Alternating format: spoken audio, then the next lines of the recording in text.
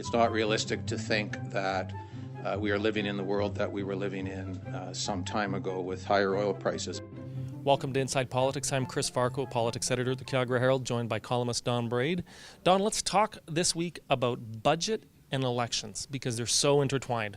We saw earlier in the week the finance minister and the premier basically unveil very slowly, but we saw the key tenets of the provincial budget, which is going to be a $2 billion cut in spending. And everything that comes out of that is going to basically become the cut and thrust of the next election.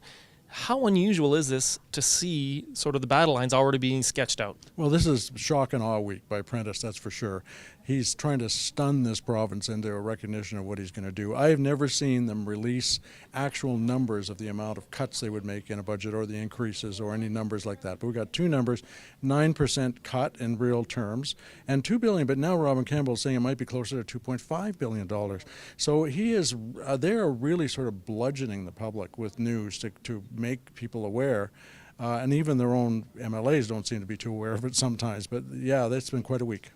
But the people on the other side of the equation, who are the public servants, the teachers, the nurses, and the opposition parties, if they didn't get it before, they get it now, that this is going to be an election about money, and you've already started to see them mobilize. We saw the union say they're not taking wage rollbacks, and that could be a bone of contention. We already saw Rachel Notley sketch out one of her sort of attack lines against Jim Prentice, which is, this is a government which doesn't have money to protect children in care or investigate their deaths, but yet they're not prepared to take any additional money for corporations. It almost seems like it's a script already made in heaven for her. Absolutely. And that one episode where they refused to give more money to the Child and Youth Advocate, there was an expectation that Prentice might turn that around, but he didn't turn that around. He turned around an increase to the Auditor General. He did exactly the opposite of what previous premiers would have done under this kind of pressure. He's saying, you can pressure me all you want. You can march in the street, you can cry, you can sob on the doorstep, but I'm not going to back away from these cuts. And his line, which may be,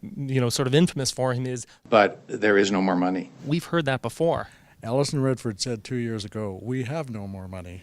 Now, the other, side of this equation is on the right. What happens to the Wildrose? It seems like they've lost some of their territory, which is, there's a lot of fat in government. Just cut that. I don't know where they go. Prentice has totally covered off their side.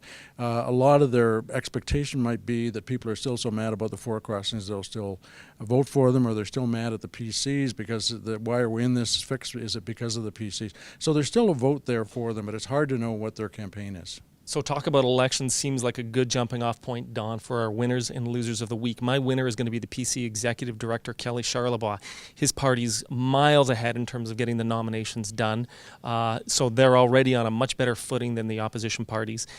Also, he managed to, managed might be a strong word, but they disqualified Joe Anglin, the Maverick MLA from the Rimbey area, from running for his party. I guess that's a gain because they don't have to worry about what Joe Anglin might say on the campaign trail. So he's my winner. Who's your winner? My winner is Rachel Notley because it's almost as if Prentice is writing the script, as I think I suggested before.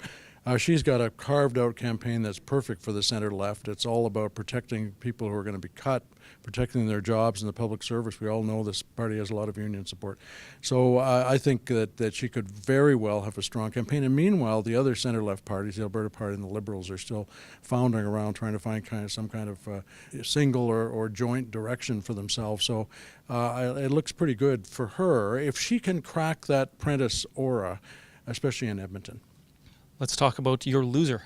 Well, the Jeannie Alescu performance, this MLA, veteran MLA from up around in the Northeast, was simply stunning when they didn't allow that money for the child advocate and she couldn't remember why she'd done it. It was really something. And this MLA has done the same thing before during the No Meat Committee scandal of a couple of years ago, where she basically froze in front of the cameras and couldn't remember what committee she sat on that never met, for which she got $12,000. So she's leaving and they're glad. It's a bad thing when you're in charge of making a decision and you can't actually justify why you're making it. I guess that's the lesson for politicians.